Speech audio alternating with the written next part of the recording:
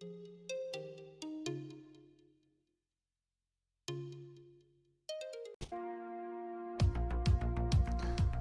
it's Super1975 and welcome to Elite Dangerous on the Legacy version on Xbox. And over the years I get a lot of stick for being a gimbal scrub, even though I do call myself the gimbal scrub.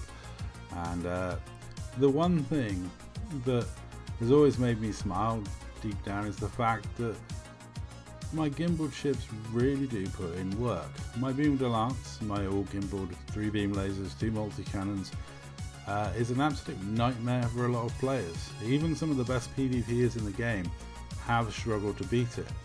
I have even beaten some of the best PvPers in the game in it. You know, they are way better pilots than me, they have way more skill than me, they're much better at shooting than me, they're much better at piloting than me. But with some simple orbiting techniques and an aggressive, nutty nature and a willingness to give it a go, you can actually win some fights, you know, against people that are way better than you with gimbaled rubbish.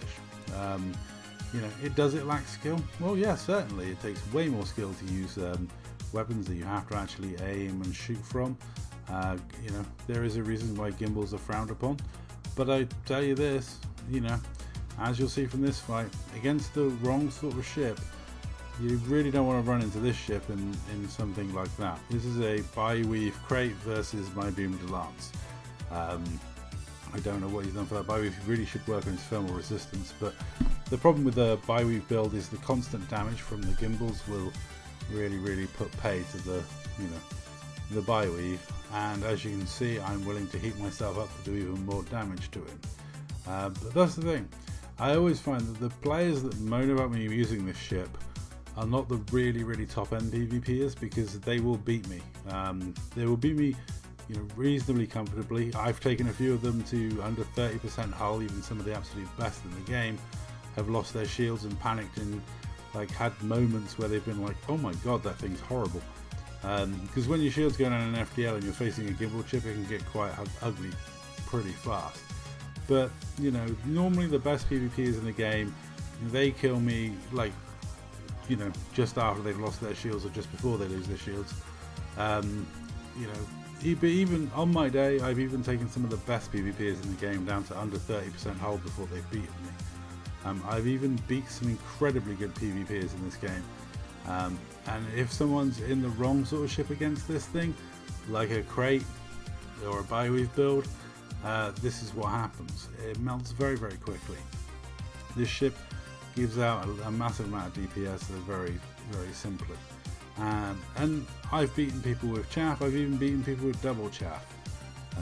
Though, you know, my gimbals do less damage than fixed weapons, and then my gimbals can be disrupted by the use of chaff and things like dispersal field, etc. You know, they aren't actually that bad, because let's face it, you can point and click with beam lasers. You know, if they chaff a lot, you just unlock and just aim it as a an easy point and click weapon. You know, I actually did try to use the fixed version, the fixed beam lasers for a long time, and I found with the orbiting technique I use, it's kind of, it works better. I evade more fire if I'm freer to not have to worry about the aiming of the fixed beam lasers. But you know, I am a gimbal scrub. I'm happy to accept the title. And like I say, the top end players aren't the ones that normally moan about me using gimbals. It's usually the guys that are like in the middle, that aren't total sweats, but are still better than me, but aren't majorly sweaty. They're the ones that struggle with the gimbal chip, and it does them in on a regular basis. It is quite a nasty build, and I do fly a gimbal chip well. For a flight assist on gimbal scrub, I do okay. Anyway, that's all for this video. Thank you very much for watching.